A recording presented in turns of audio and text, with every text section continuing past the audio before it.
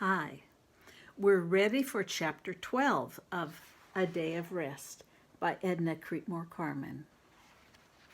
And I want to show you the picture at the beginning of the chapter. There's going to be a conversation between these two people. For the 5th time, Douglas walked out to the center of the Willow Creek Road and stared down toward the Oak Trail School. At last he was rewarded by seeing someone walking toward him on the side of the road. But it wasn't Susan or Bert. It was a woman walking rather fast. She had a bonnet shading her face, but Doug thought that was the same blue dress that Margaret Weaver wore that afternoon. Of course, other women had bought some of the same cloth, so it didn't necessarily mean that a woman wearing that cloth was Margaret. Douglas walked slowly down the road toward the woman. As he got close enough to see her face, it was just as he had first thought. It was Margaret hurrying home to see about the evening chores. Good. Douglas was glad it was Margaret, because he was sure she would have noticed his children. Douglas stopped and waited. If you're waiting for Bert and Susan, you'll have a long wait. Margaret smiled as she came near. Oh, Doug grunted. Aren't they coming? They left at least 45 minutes ago, maybe more. Susan was hot and restless, Margaret said as she paused by Doug. Maybe she regretted not wearing her bonnet. Doug held out the bonnet. Margaret laughed. That's the way we learn.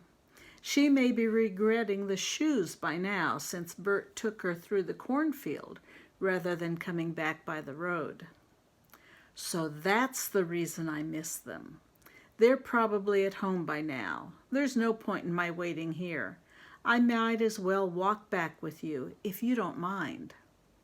Douglas had wanted to talk to Margaret about Aunt Mary and about Cal, but for some reason he was having trouble getting the words together. It suddenly seemed impertinent to be giving or asking for advice. Margaret also found that she was having a hard time with the conversation. Something must be wrong. She had never had any problem talking with Doug before. He must be worrying about Bert or Susan. They walked along in silence until they came to Zach Morgan's garden. It looks like the bugs are eating up their potatoes, Margaret remarked. The vines are drying up, so they should be digging them soon. Maybe it won't matter about the bugs. I scratched some of our potatoes out the other day, but they were very small. They will need at least 2 more weeks before I dig them. Ours are small too, but we've been cooking some on top of the green beans. Aunt Mary started out to the garden to get some this afternoon. I caught her at it, and I balled her out good and proper. Don't you like new potatoes? There's nothing I like better when they're cooked with pork on top of beans, but Aunt Mary was feeling too bad to go to church this morning and still didn't feel up to going to the singing this afternoon. She had no business getting out in that garden. I scratched the potatoes out myself, but I'm still angry at her. I don't think Aunt Mary's the type that asks other people to do much for her. As they rounded the curve past Zach Morgan's potato patch, Doug stopped. Do you hear anything? I can hear cows splitting wood. Yes, but do you hear any cows? No, Jim probably has already milked our cow. He left with Bert and Susan. It's Old Red that I don't hear. Bert wouldn't have milked her, and she should be at the barn bawling by now. I wonder what could have happened. Maybe a hunter closed your gate. But Bert would have noticed the closed gate when he went through the cornfield and left it open. He would know that he would have to go after the cows if that gate is closed. Oh well, I'll find out what's the matter soon enough." As they came to the driveway that led west to the Weaver house and the driveway that led east to the McTay house, Margaret and Douglas came to a stop. In back of the Weaver house, they could see Cal picking up the wood that he had chopped to carry it into the house. "That's a good boy you have there," Doug remarked. "He's almost a man. He finished 8th grade last spring and is now looking for a job." "Bert told me at lunch that Cal was looking for a job." "He shouldn't get a job. He should go on to high school." "He says there's no use to go to high school unless he goes on to college. And anyway, he won't need any more schooling to work in the mines." "He should not only go on to high school, he should go on to college. He's a smart boy." "We don't have the money for him to go to college." "We'll have to find the money somehow." Douglas watched as Cal carried a load of wood toward the house. As he reached the top step, Cal almost lost his balance and the load of wood. "You need to fix those steps before someone breaks his leg, but that may be too big a job for the boys." Douglas thought a moment and then nodded as if agreeing with himself. "Sometime next week I'll bring over some tools and we'll make some new steps." Douglas turned back to Margaret. For a moment he stared straight into her eyes. Margaret thought he was about to add something, but he didn't. Instead, with a worried frown, he turned and looked toward his barn. "I still don't hear Old Red," Douglas said hurriedly. "I'd better hurry along and see what's the matter." "It was good walking with you," was Doug's parting words before dashing across the road and up the driveway to his house. "I was glad to do it," Margaret said weakly to the empty air. Margaret watched as Douglas entered his house. "He's a good man," she said thoughtfully, "but I must not let myself get attached to him. He's too good to remain unmarried for long. I'm younger than he is, but he won't consider marrying me. I have too many responsibilities for him to take on. Pretty soon he'll marry some young thing, and I must be glad for him." Slowly Margaret walked up the lane to her house and went to the kitchen to start supper. To her surprise, the milk buckets were still sitting on the kitchen table. "Cal?" "Yes, Ma." "Where's Jim?" "He hasn't come home yet." Margaret frowned. Jim had left the schoolyard with Bert and Susan. He should be home.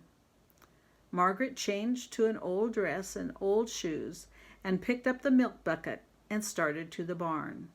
Her cow wasn't as demanding as Old Red, but she would appreciate getting milked on time. As he entered the living room, Douglas dropped Susan's bonnet and shoes on a chair and went on through the house to the kitchen, where he could hear Aunt Mary shaking coal from the bucket into the stove. "Just as I thought," Douglas frowned at Aunt Mary. "You're not resting." "I feel a lot better now," the old woman said as she looked under her eyebrows at Doug. "But I'll let Susan set the table before she goes to the barn." "How was her dress?" "Her dress? How was her dress after she came through the woods?" "Dress? Came through the woods? Ain't Susan with you?" "No, she came ahead with Bert. She must have gotten the dress dirty if she was afraid to come in the house and let you see it." "Oh well, she must be at the barn. I'll send her up." Douglas changed into old clothes before picking up the milk buckets from the kitchen table and heading for the barn. He hadn't said anything to Aunt Mary, but something was wrong. Bert and Susan weren't home, and Old Red hadn't come up either. Maybe the cows had wandered down into the woods and Bert went to look for them and took Susan with him. He shouldn't have done that, but probably didn't think that there would be a problem until he had gone too far to send Susan back alone. Oh well, Susan would probably get the dress dirty, but that didn't matter too much. The dress would wash. At the barn, Doug climbed up into the loft and pitched the hay down into the bins. He put the feed into the troughs and then he waited. Douglas walked down to the end of the lane between the orchard and the back pasture and waited some more. Finally, he began running along the forest path.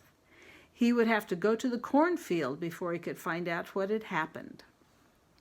He was still deep in the forest when Douglas heard the cows bellowing and rattling their bells against the top rail of the gate. He frowned as he saw the closed gate. That was the trouble with hunters going through. They were always leaving gates open that should be closed, and they closed gates that should have been left open. But why didn't Bert open the gate when he went through? The cows pushed on the gate and bolted through the opening even before Doug had the gate swung back. Doug followed the cows at a leisurely pace, looking at both sides of the path for signs of the children. He paused where the brush was piled as a barricade along the stream and looked at the little dam. He saw the stems of the mountain tea strewn in the path. He looked thoughtfully at the scuffled leaves where the three had darted down the side of the hill. He would at least know where to start his search after he got the milking done. And that is chapter 12 of A Day of Rest.